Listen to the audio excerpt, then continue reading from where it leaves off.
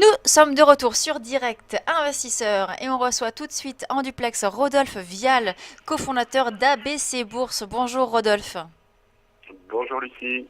Alors, on va revenir un petit peu d'abord sur ce que vous nous aviez dit la dernière fois qu'on vous avait reçu. C'était il y a 2 semaines de cela. On avait parlé de deux valeurs qui sont quand même très volatiles, hein, qui bougent souvent. C'est les valeurs Soitec et Technip. Alors, vous aviez des objectifs, hein, de hausse, hein, de forte hausse sur ces deux valeurs. Est-ce qu'on peut revenir, avant de commencer à parler de vos nouvelles recommandations, est-ce qu'on peut revenir sur ces deux valeurs? Oui, alors bon, Soitec, il s'est rien passé depuis, hein. On est toujours dans la phase d'attente. Elle a légèrement baissé. On est autour de 0,89 euros à peu près. C'est l'immobilisme total. On attend des nouvelles. Alors, c'est généralement ce qui va se passer, c'est qu'on va attendre la publication des prochains trimestriels pour se prononcer. Pour l'instant, il n'y a pas de spéculation. Tout s'est calmé. On attend. Elle est sur une sorte de palier. Et il se passe pas grand-chose. Donc là, vraiment, échéance résultat pour voir un petit peu ce que ça va donner et surtout attendre des informations sur la vente des actifs solaires. Parce que Ouais, vous ouais. savez, c'était Eh l'enjeu, oui, c'était ça, hein, ils c'était la sont des- sortie du solaire et donc ils ont abandonné une de leurs activités en effet dans le solaire, voilà, pour se voilà. reconcentrer sur leur Donc cœur ça, de c'était métier. l'enjeu. Voilà. Donc bon, pour l'instant, toujours en stand-by, ça n'a pas déclenché, on attend. Et sur Technip, Technip, alors là, ouais. ambiance totalement différente. Puisqu'on a eu quand même un gros rebond ces dernières semaines, hein, dans le sillage notamment des cours du pétrole, mais pas que, puisqu'elle avait anticipé le rebond des cours du pétrole. En fait, elle a rebondi déjà depuis ça fait 2 semaines qu'elle remonte. Là, sur 2 semaines de bourse, on prend 8%.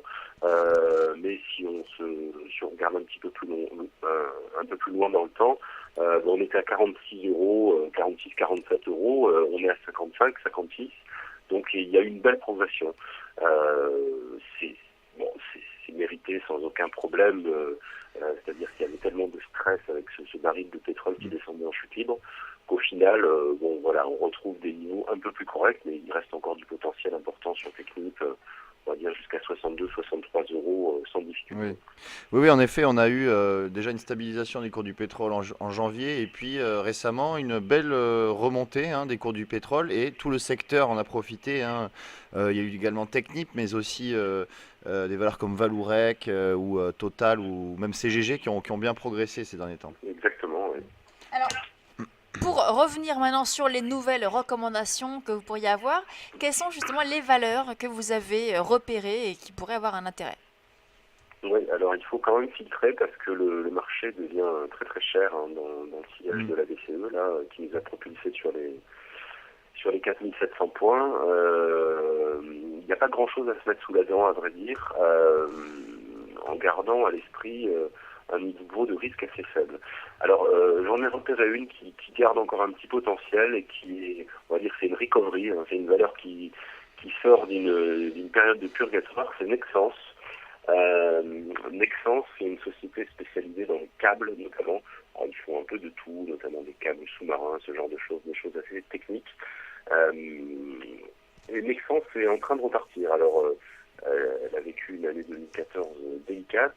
Ça s'est traduit par une dépréciation comptable de quasiment 200 millions d'euros. Mais elle a crevé l'abcès là-dessus. Ça a été bien pris en compte par les analystes. Une phase de restructuration qui se met en place pour restaurer les marges. Et voilà, ça y est, le titre est reparti, il est sorti de sa zone basse. On a eu un point d'inflexion à la mi-décembre à peu près. Et depuis, on repasse tous les niveaux, c'est-à-dire la moyenne mobile à 30 jours, les premières petites zones de résistance. Et on se dirige pour moi vers la suivante, autour de 31 euros. Alors, on navigue à 29 à peu près, hein, sur Nexans, donc ça laisse pas un énorme potentiel. Mais voilà, ça fait quand même 2 euros par action à prendre.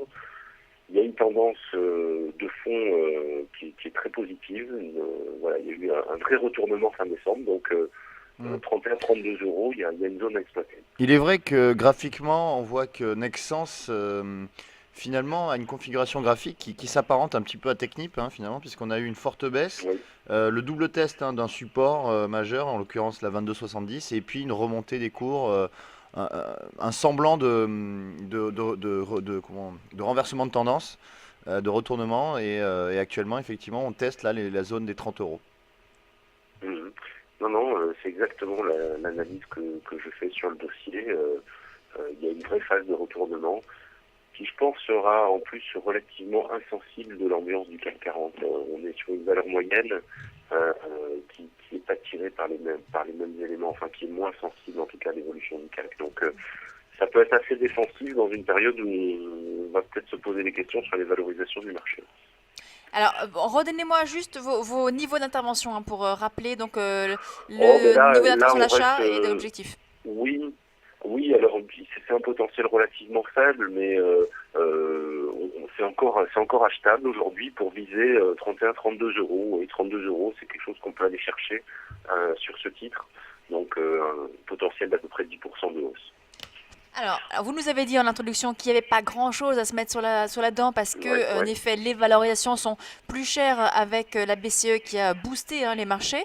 Bon, cela dit, on peut peut-être regarder, vous n'avez pas donc de naissance, est-ce que vous regardez Alcatel-Lucent, hein, Alcatel qui a quand même, qui avait beaucoup chuté hein, ces derniers temps.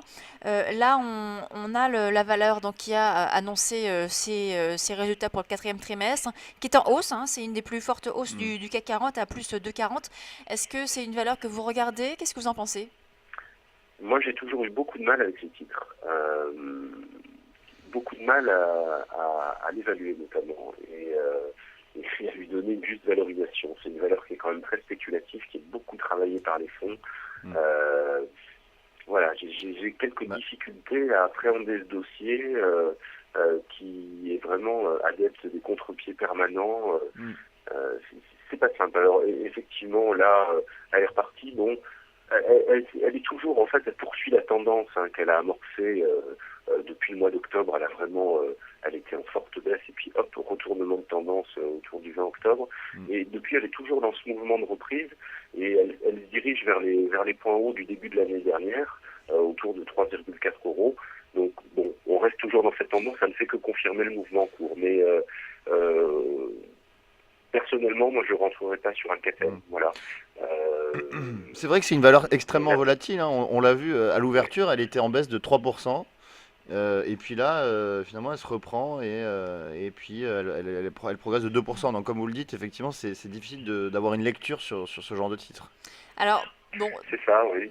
Oui. voilà, donc si vous ne rentrez Donc, pas sur ce titre alors, parce que par trop contre, volatile, oui, quelle serait l'autre valeur qui pourrait être intéressante? oui, alors bon ben voilà, mais quand on peut pas acheter, on peut toujours vendre. Et j'avais parlé la dernière fois d'une vente sur Hermès, qui est toujours d'actualité. Aujourd'hui, ce serait une vente à découvert sur JC2Co, le spécialiste des panneaux d'affichage dans la rue des aéroports, etc. Donc là, situation technique intéressante. Je ne sais pas si Antoine a le graphique sous les yeux. Oui, c'est bon. Oui, on a, Oui, on a le graphique. Voilà, alors sur une ambiance moyen terme, on a fait une sorte de double top sur les plus hauts historiques, un peu au-delà des 32 euros, vers 32,7 euros, avec un échec sur cette grosse zone de résistance, puisqu'elle n'a jamais été passée, hein, c'est vraiment c'est record de valorisation. Et ça me fait dire ça va déclencher des prises de bénéfices, tout simplement. D'abord parce que le titre est cher, hein, il se paye plus de 26 fois les bénéfices attendus cette année. Alors il a toujours été cher, mais là pour le coup, il est au-dessus de sa moyenne historique de valorisation de moins 5 à 6%. Il se traite plutôt dans les 21-22 fois ses bénéfices. Donc il y a quelque chose à aller chercher, sachant qu'il y a ce point de contact sur ces plus hauts historiques qui agit comme un repoussoir. Donc pour moi, on devrait revenir rapidement sur 30 euros dans une première phase, voire 29,50. Donc 7-8% en ligne droite de potentiel immédiat. Merci Rodolphe. Oui, Voilà. voilà. Merci beaucoup Rodolphe. Donc Rodolphe Vial, cofondateur d'ABC Bourse. Merci beaucoup. On marque une pause et on se retrouve pour la suite de Direct Investisseur.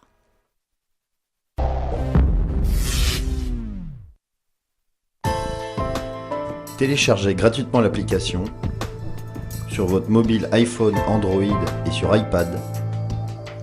Profitez des recommandations et des analyses de nos spécialistes en direct. Et suivez en temps réel nos émissions depuis les réseaux sociaux.